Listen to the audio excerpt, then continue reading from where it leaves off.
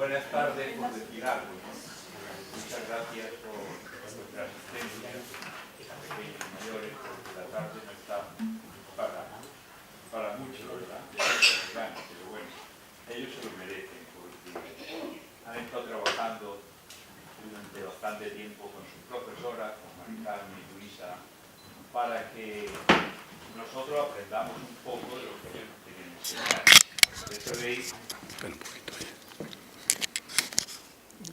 Ya sabéis que la universidad colabora desde hace años con los institutos y los centros educativos de Tres Cantos, porque la labor de la universidad no es solamente la cultura, sino también la educación.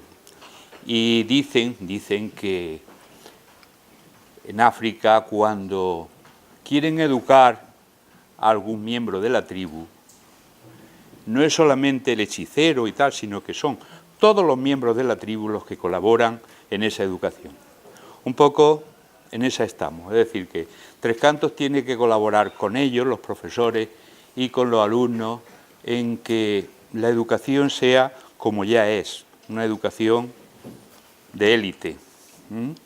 Tres Cantos ya sabéis que si tiene algo bueno es la educación.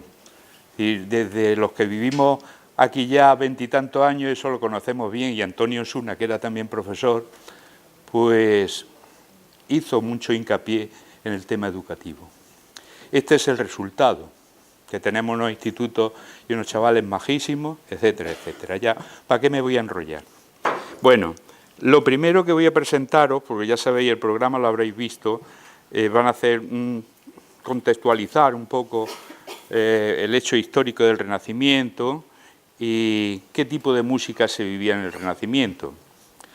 Van a tocar la música religiosa y profana, en Italia el madrigal, luego después en Francia la chanson y en España el villancico, que como sabéis el villancico no es un villancico como nosotros entendemos villancico, sino que es más bien una canción de esa época. Después, la danza renacentista y los instrumentos y la música instrumental. Ese es el programa. Ya sabéis que han tenido ya, para los que no habéis venido en la primera sesión, tuvieron el día 24 de enero, la música medieval. Hoy tocaba la renacentista y en marzo damos vacaciones y en abril, el que correspondía a marzo, lo trasladamos al día 4 y al 25 de abril, que tendrán música barroca y música clásica. Y por último, el 23 de mayo será la última sesión de la música romántica. Agradeceros, como digo, vuestra labor, vuestro trabajo, a profesores, a la directora que también está aquí, y deciros que estamos encantados, la universidad y Tres Cantos, con que hayáis empezado este proyecto de aprendizaje-servicio, que como la palabra dice, pues es eso, un aprendizaje fuerte por vuestra parte, que afiancéis vosotros vuestros conocimientos y que al mismo tiempo veáis que ese aprendizaje no es en vano, que sirve para ayudar a otros y que sirve para que, no sé, la comunidad de Tres Cantos se vaya enriqueciendo cada día más. Vamos a empezar, porque dicen que quieren bailar, no sé qué querrán bailar, es decir, ahora lo veremos. Una pavana, creo que es, ¿no? Que lo que no sé muy bien es, Luisa, cómo se llama. La pavana. Vosotros lo sabréis, ¿no? ¿Perdón? Ah, sí, la tengo aquí. Bel que tien ma vi. Vale, pues ya os dejo, no me enrollo más. Venga, un aplauso para ellos porque se lo merecen.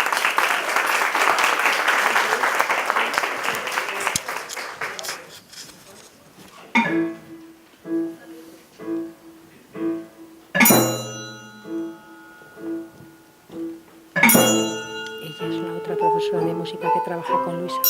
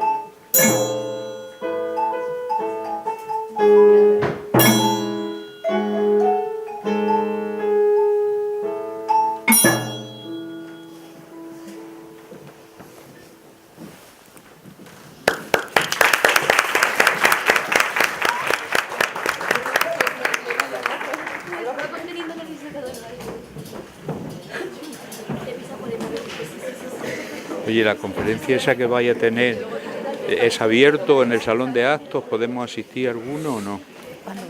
Esta que me has dicho de la diversidad, de eso que donde estaba hablando de diversidad. De seguro. Esperemos que disfrutéis mucho. Esperemos que disfrutéis mucho y que aprendáis mucho del Renacimiento y de su música. Y sin más demora, pues comencemos. Bien, aquí un poco una introducción general, más bien histórica, que consiste que el Renacimiento comenzó con el descubrimiento de América en 1492 con Cristóbal Colón. Y el final del Renacimiento es con la creación de la primera ópera, Orfeo, de Claudio Monteverdi, en 1607. Estos son algunos personajes conocidos del Renacimiento, como son William Shakespeare, el de la derecha, Leonardo da Vinci, el del medio, y Miguel de Cervantes, el de la izquierda.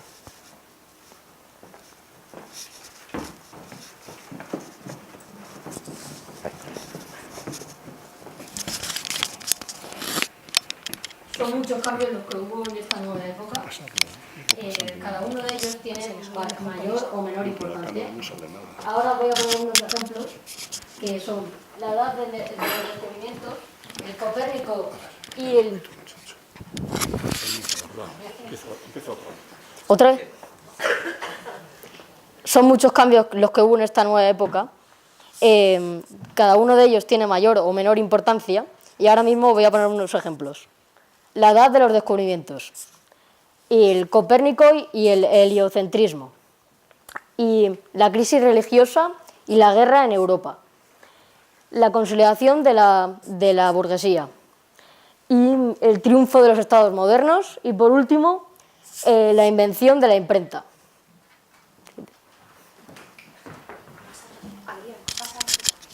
Es que les tengo que explicar que si no tienen el micro pequeñito no sale el audio de la cámara, entonces es un poco engorroso, pero si queremos que se oiga luego lo que estamos grabando, tiene que ser así. Bueno, como ha dicho mi compañero, aparte de cambios, hubo bastantes cosas que caracterizaron el renacentismo. La primera fue el descubrimiento de sitios ultramarinos, como el descubrimiento de América por Cristóbal Colón. La segunda fue el concepto humanista que empezó a tener la sociedad, en el que se dejaba de ver a Dios como lo más poderoso y los humanos empezaban a serlo. Después se mejoró el nacionalismo, después se inventó la imprenta, en la que mejoró la economía y se creó la moneda y los primeros cambios y tiendas y esas cosas.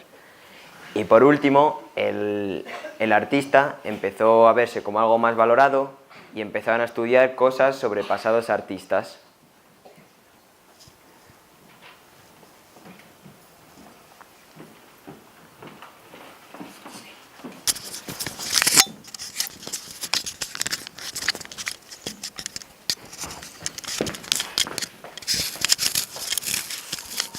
Y bueno, ahora vamos a hablar un poco de cultura del Renacimiento, que lo que más destaca es el humanismo.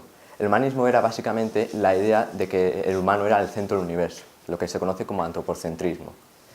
Y esto dejaba y cortaba directamente con la edad medieval, porque la edad medieval era teocentrismo, lo que ha dicho mi compañero antes, que es Dios como el centro del universo. Esto permite que ciencias, culturas, artes y demás se mejoren y se aprendan nuevas técnicas. También esto permite una vuelta a la cultura grecorromana, como se ve en escultura, en la propia música y en el arte. Esto también está potenciado por la invención de la imprenta, que al poder imprimirse más libros, esto permite que más gente acceda a esos conocimientos culturales. Y lo más importante, o una de las cosas más importantes, es que los humanistas veían la Edad Media como una época muy oscura en la que no había nada de valor cultural.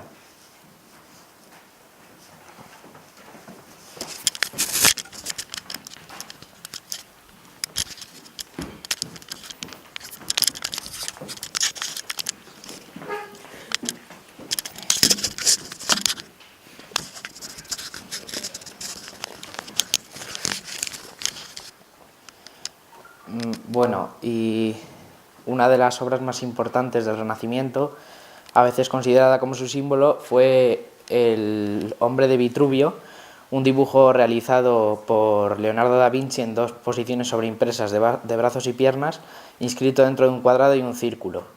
Estaba basado en los textos de arquitectura de Vitruvio, un arquitecto de la antigua Roma, y también se conoce como el canon de las proporciones humanas.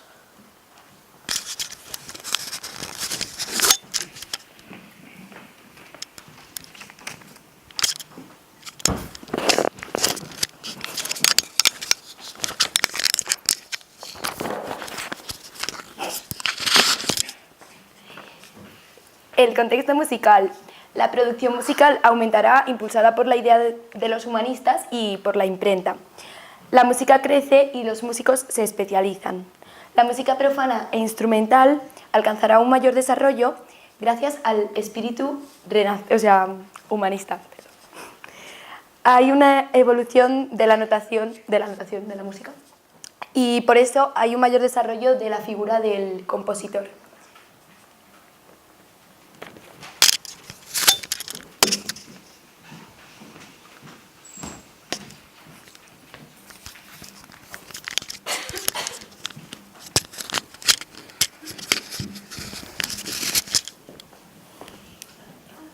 La música en el Renacimiento mejora sobre todo en 3 aspectos: en el desarrollo de la técnica de la polifonía, en la sustitución del ritmo irregular y en los cambios en la armonía.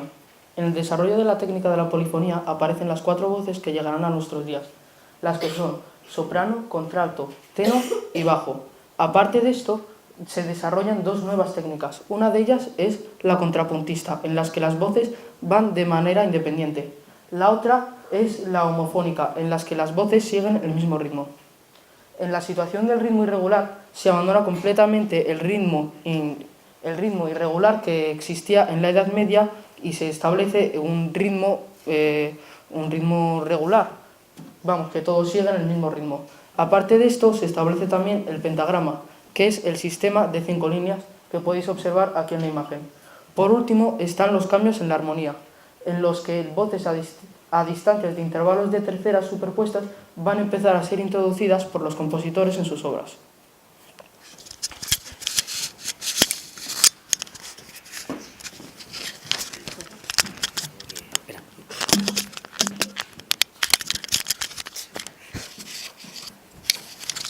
Espera, ahora me lo das, que voy a dejarla esta.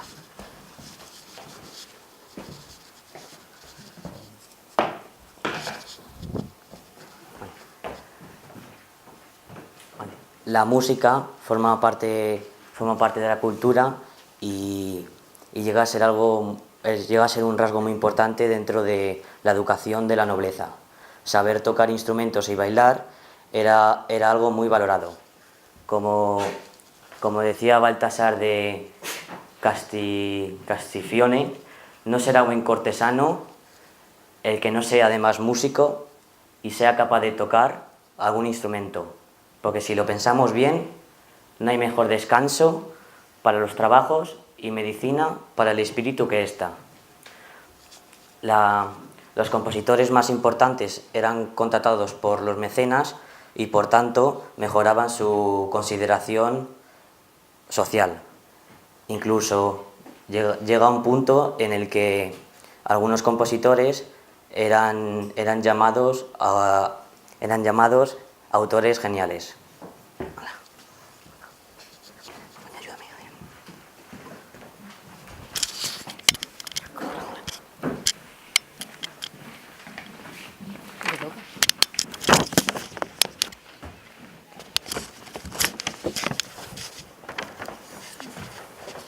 Ahora os vamos a hablar sobre la música religiosa.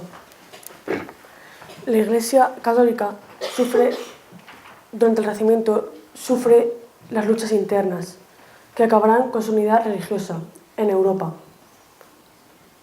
En 1519, en Alemania, Lutero rompe con Roma, creando así el protestantismo.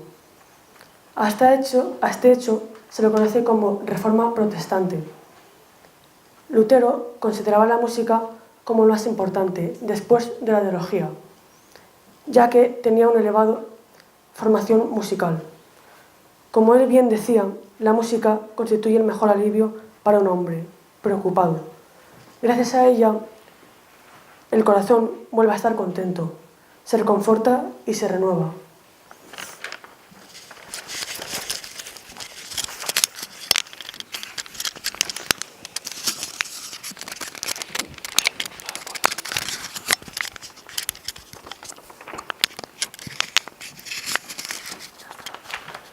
Ahora os voy a contar el coral. El coral será el género más importante de la Iglesia luterana, es decir, de la Iglesia protestante. Su composición es sencilla. Está escrita normalmente a 4 voces. Se canta en alemán y presenta una textura homofónica. El uso de la lengua vernácula en las celebraciones religiosas permitía a la gente comprender lo que se decía en la liturgia e incluso podía participar cantando. Por otra parte, se evitaba la compleja polifonía gótica. Lo hace más difícil la comprensión del texto, desarrollando así la música homofónica.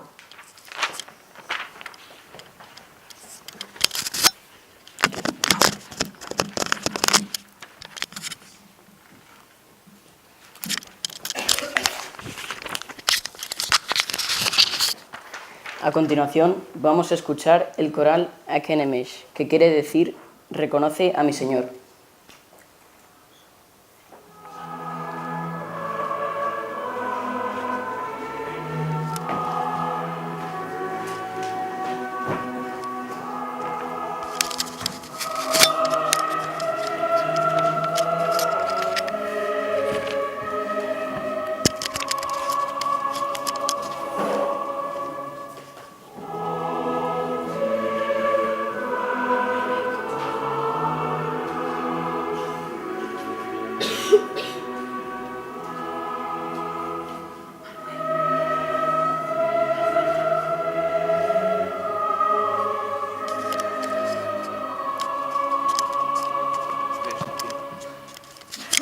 Presente yo ahora a los niños y hacemos un rato de tinto, ¿no? Hasta que siga, ¿no?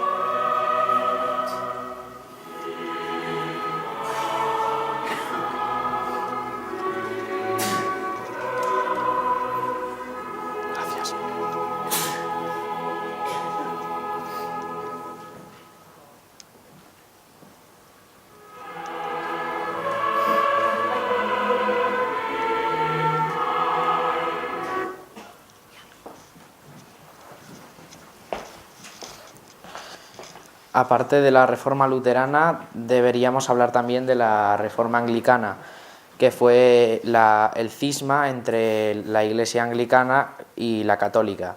Se produjo cuando Enrique VIII, contrariado porque el Papa de la época no quiso anular su matrimonio con Catalina de Aragón, puesto que los reyes católicos, que tenían más influencias y poder, convencieron al Papa de que no aceptase su divorcio. Así que Enrique VIII se enfadó y dividió la Iglesia. Recopiló la mayoría de las formas musicales existentes en Inglaterra y, aparte de autoproclamarse cabeza visible de la misma, proclamó el anthem, o sea, ese himno en español, como la forma oficial de música de la Iglesia anglicana.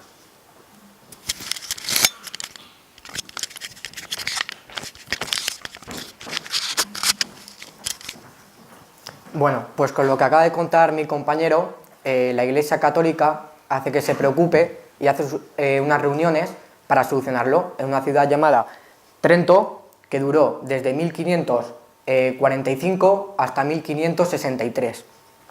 Y ahora os voy a contar unas normas que afectaron a la música.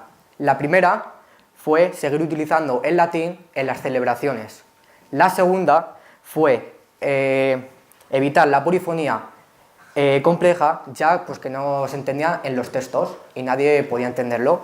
Y por último, prohibir los cantos profanos en los templos, ya que eran sagrados y no se podía cantar en ellos. Las formas musicales más importantes de la música religiosa son el motete y la misa.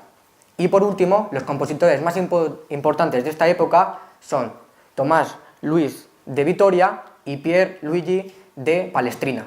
Y ahora os voy a poner un vídeo de Tomás Luis de Vitoria llamado Ave María.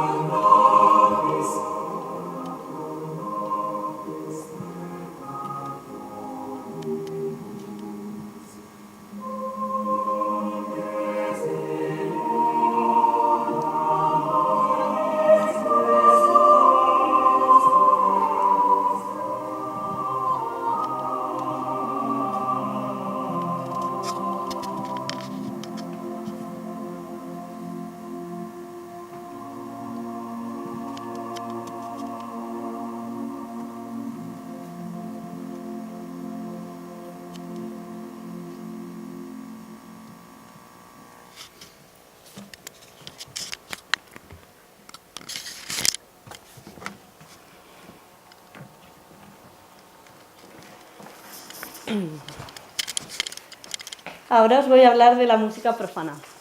La música religiosa tenía un estilo internacional, ya que en toda Europa se cantaba con las mismas pautas. Pero la música profana era distinto, ya que en cada país se cantaba en la lengua propia. Y no en latín como en la música religiosa. Esto era denominado estilos nacionales.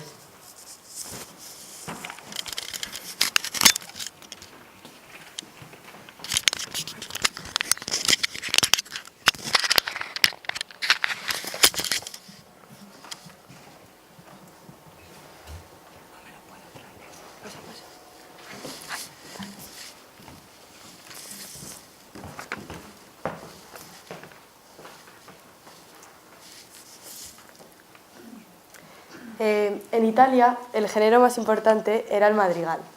Destacaba por la polifonía y por ser cantado de 4 a 5 voces, como se puede ver en la imagen. Se solía cantar a capela y era acompañado con instrumento que a veces doblaba las voces. Incluía madrigalismos, que eran fragmentos descriptivos que unían la música con la letra. Sus textos son eruditos y uno de los poetas más famosos es Petrarca. Y solían ser de tema amoroso. El autor principal de esta época fue Claudio Monteverdi. En Francia se componían las chansons y estas tenían estilos muy variados, pero siempre se cantaban en francés. Se solía utilizar onomatopeyas. Y como vamos a ver en este vídeo de una chanson, titulada Evel Ebon, de Pierre Passereau. ¿Te atreves, Alba, a explicar un poquito la canción? Porque igual no la entiendo. Bueno. Explica un poquito la canción. Son 4 hombres. Bueno, son 2 mujeres francesas que están hablando acerca de sus maridos. Sí. Cuéntanos. Son 2 mujeres francesas que están hablando de sus maridos y diciendo que no la... Una le pregunta a otra, que una le se pregunta, corta con ella. sí, y la otra pues ¿Le contesta? se lo cuenta. ¿Qué le dice?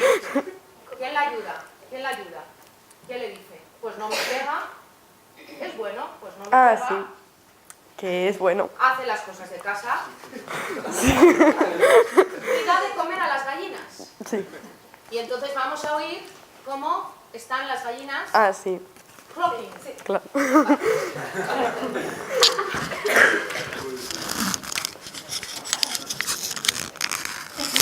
A ver, que esto lleva su historia.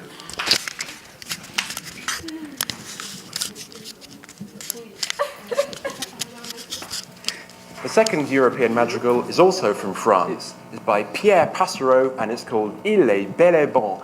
And in this, we find a group of women discussing their husbands. One says, "My husband is great. He does all the housework. He never beats." Ay, perdón. Perdón. The second European madrigal is also from France. It's by Pierre Passereau and it's called Il est bel et bon. And in this, we find a group of women discussing their husbands. One says, "My husband is great. He does all the housework. He never beats me. He feeds the chickens and leaves me to do whatever I want." In the background to this madrigal, we hear some chickens clucking around their feet. Or is that the women themselves?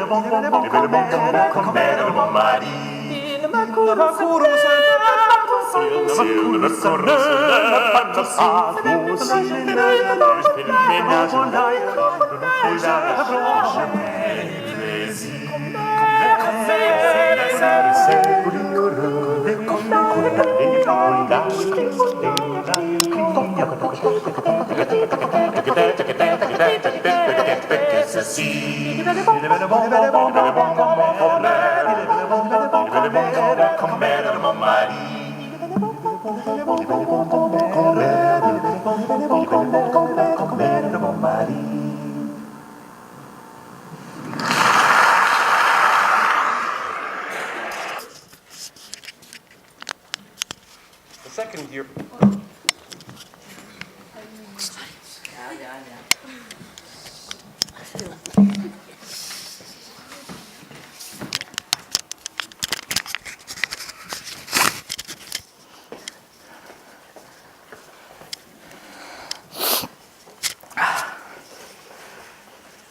En España el género más importante es el villancico, cantado por los habitantes de las villas. Son canciones a 4 voces con textura homofónica y con estructura copla, estribillo, copla y de carácter popular. Estas canciones se recopilaban en los cancioneros y el cancionero más importante es el Cancionero de Palacio, y cuyo autor, está aquí el Cancionero de Palacio, es este, y cuyo autor es Juan de la Encina. Y a continuación mis compañeros y yo vamos a tocar la canción Ay linda amiga. Villancico Ay linda amiga. Mira. Toma. ¿A quién se lo doy?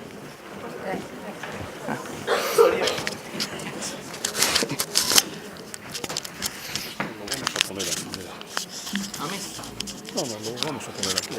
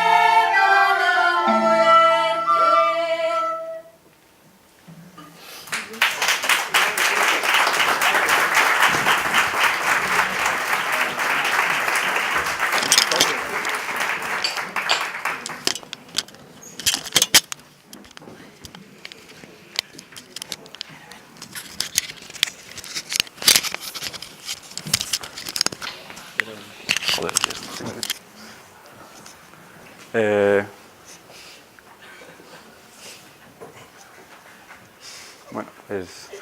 la danza cortesana era un factor muy importante en la vida de los nobles, ya que estos iban a muchos bailes, entonces les era necesario saber bailar. La danza cortesana era un estilo de baile muy refinado, ya que los nobles iban con sus mejores galas, los cuales no permitían mucho movimiento, entonces los movimientos eran cortos y simples.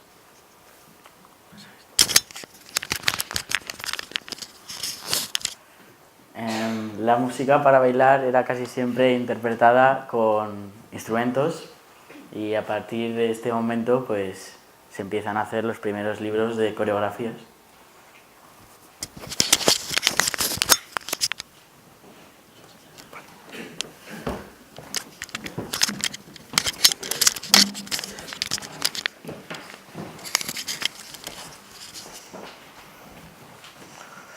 Como danza renacentista existe la pavana, que es pausada y refinada.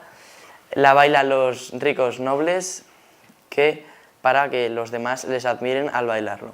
También otra danza renacentista es el gallardo, que es de paso saltado, con compás ternario, de paso elevado, y se bailaba después de la pavana, ya que es un baile de dos personas.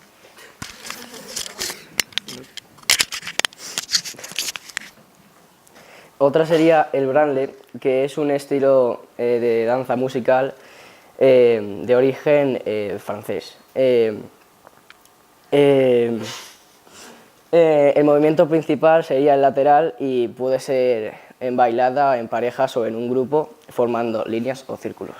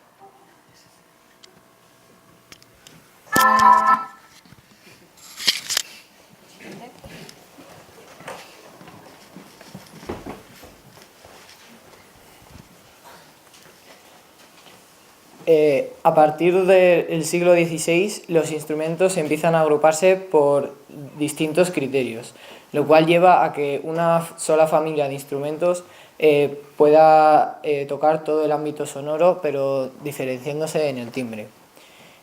Algunos instrumentos de cuerda son, por ejemplo, la viola da gamba, instrumento de cuerda frotada, que en España era conocida como la vihuela de arco. Constituían una gran familia, pero luego fue reemplazada por la actual familia de los violines en el siglo XVII y XVIII. Luego tenemos el laúd y la vihuela, que eran instrumentos de cuerda pulsada y tuvieron una gran difusión en Europa, siendo muy conocidos y muy utilizados.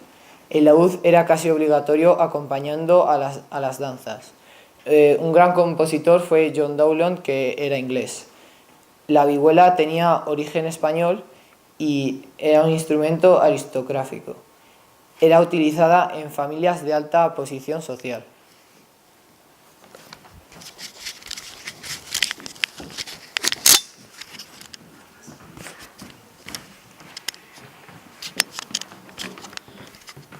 ¿Cómo se pone? Ahí, fenomenal. Ah, vale, pues venga.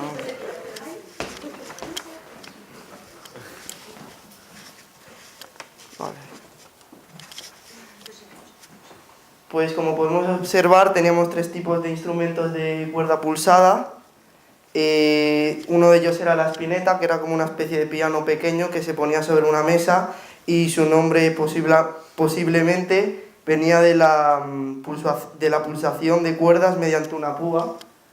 Luego teníamos el virginal, que era como un piano que lo tocaban las mujeres vírgenes, aunque luego no era virgen ninguna, pero bueno. Era proveniente de Inglaterra. Y el otro instrumento que nos queda es el órgano, que tenía doble teclado, se convirtió en un instrumento eclesiástico y era un instrumento que era el único instrumento que se permitía en la iglesia, pues porque los demás no se podían. Se ponía en las principales catedrales y siempre había algún órgano, y actualmente pues también lo hay.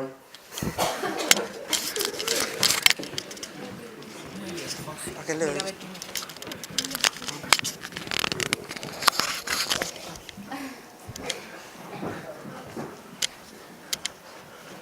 Ahora voy a hablar de los instrumentos de viento, que había de 3 tipos. La familia de las flautas, que serán sustituidas por las flautas traveseras, como podemos ver en esa imagen. Los instrumentos de viento metal, como el sacabuche antecedente del trombón, que le podemos ver aquí. Y por último, los instrumentos de lengüeta, como el cromormo, el serpentón, el bajón y algunos cuantos más, de los cuales derivan los actuales oboes o tubas.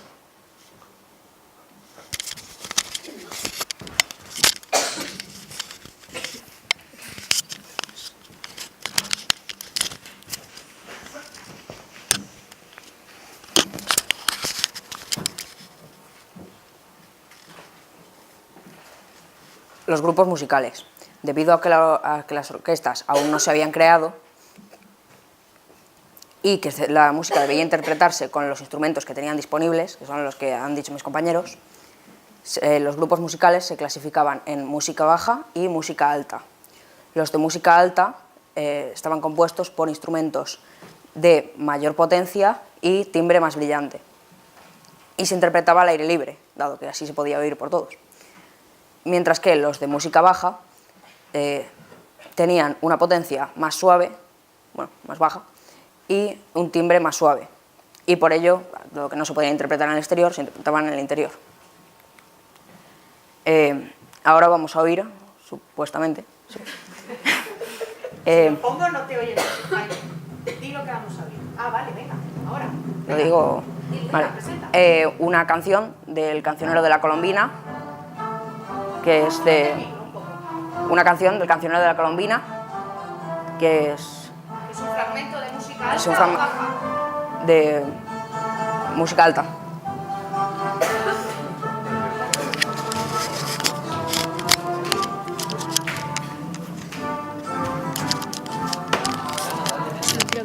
Ay, ¿qué más? Se me ha caído.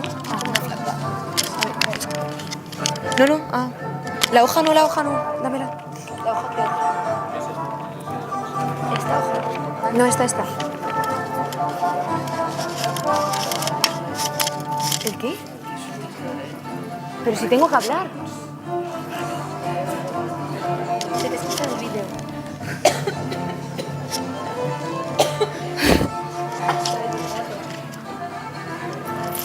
Ups.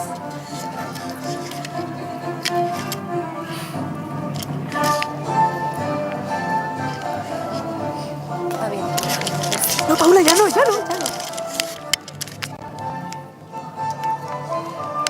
Corre.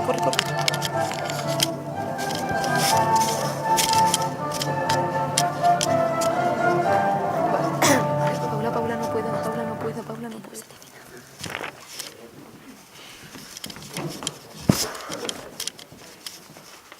Por último, la música instrumental, que durante este periodo crecerá el interés entre los compositores de la época por la música instrumental.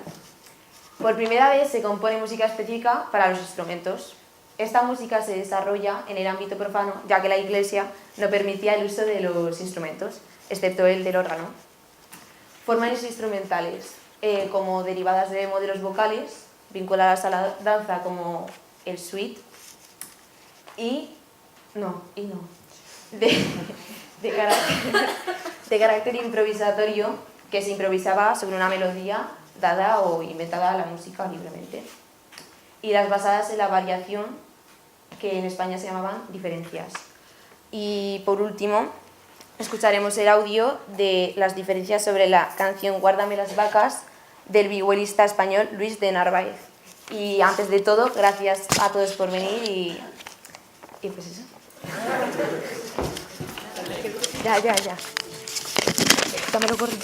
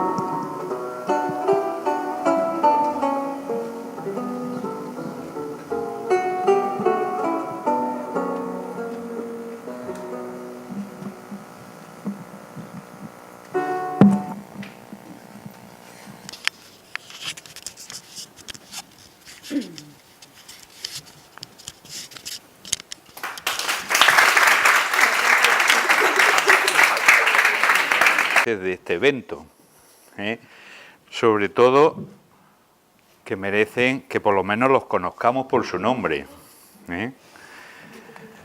Mirad, los alumnos que han intervenido de tercero A, por favor levantaros cada uno que os veamos por lo menos la cara.